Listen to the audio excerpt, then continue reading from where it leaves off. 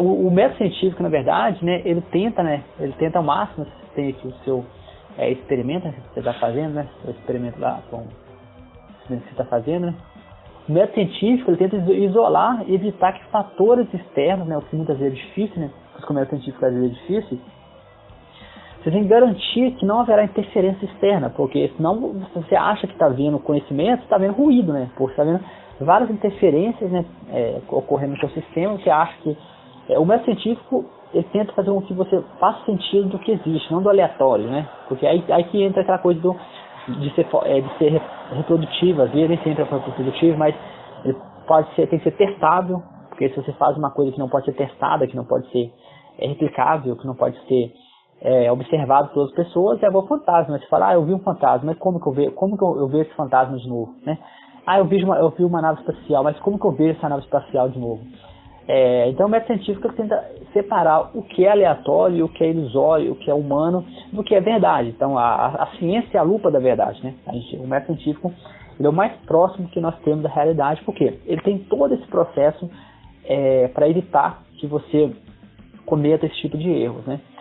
E o método científico é ciclo, né? Ele é girando em torno do que se domina a teoria científica, né? Como a gente comentou, lembra anteriormente o ciclo, né? A união associada do conjunto, todos os fatos científicos de um conjunto de hipóteses, né? Recentemente eu estava seguindo um aluno como freelancer, né? Eu estou seguindo ele como freelancer, e eu lembro que tinha muita dificuldade, né, de fazer as hipóteses do seu trabalho de doutorado. Talvez seja um problema genérico, né? Por isso que eu falo, a gente fica tão preso a conhecimento técnico que a gente esquece às vezes de ensinar o aluno uma coisa importante, que é a hipótese, né? Qual é você fazer um mestrado, um doutorado, se você não passa pelo treinamento do que é o método científico? Eu acho que isso acontece muito, porque tanto que esse rapaz de doutorado, ele fez MBA e tudo mais, até eu mesmo, para ser sincero, eu já peguei alguns pontos da minha vida científica que eu não tinha parado para pensar nisso, entendeu?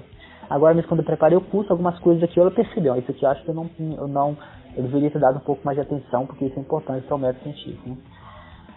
Então, os fatos científicos, embora não necessariamente reprodutivos, né, porque, por exemplo, algumas vezes você não consegue reproduzir, né, especialmente coisas que têm a ver com o tempo, né, e também a reproduzibilidade é um problema sério no método científico. Acho que 12% parece dos artigos científicos são reprodutíveis, né? Eu mesmo já passei por isso, não consegui reproduzir. Alguns casos é falta de cuidado mesmo dos autores, né, os autores poderiam ser mais cuidadosos.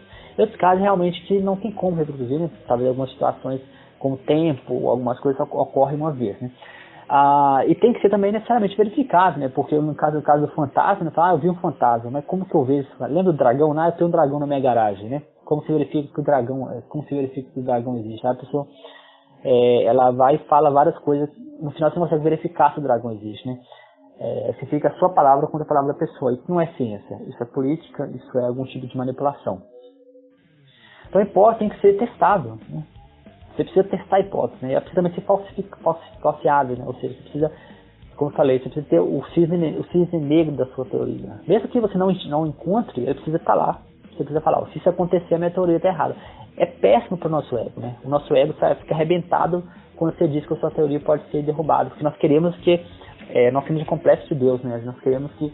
Porque toda vez que a gente pensa no gênio, como Albert Einstein, a gente pensa um cara arrogante, prepotente. Mas não é verdade. Se você pega o artigo do Albert Einstein sobre o movimento browniano, que o Albert Einstein descobriu assim, matematicamente o movimento browniano e deu origem ao cálculo estocástico, Einstein coloca lá bem humildemente, né?